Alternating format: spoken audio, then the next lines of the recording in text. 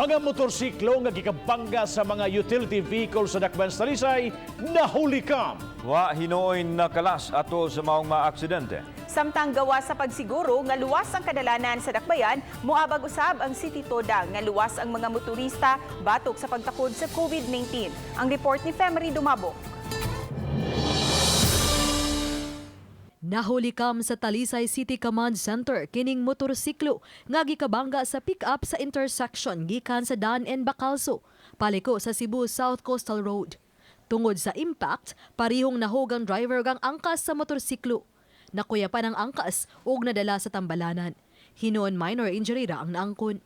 Ganihang buntag nakuha no sabog footage kining motorsiklo nga misuway pag-overtake apan nadas magana hinuon sa paliko usab nga sakyanan.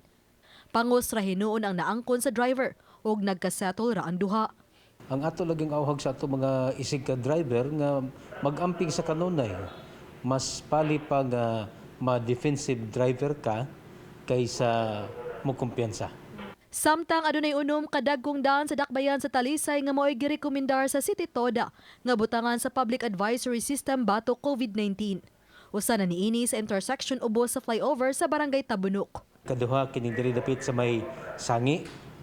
Ikatulo kining diri dapit sa may Blanners. Unya ikaapat kining diri dapit sa may Kalmar. Ikalima kining diri dapit sa may San Isidro. Unya ikaunom diri dapit sa may Dumlog.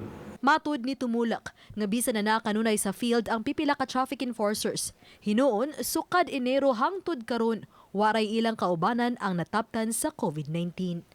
Uban ni Rinanti Quiñones. Ako si Femery Dumabok. Balitang Bisdak.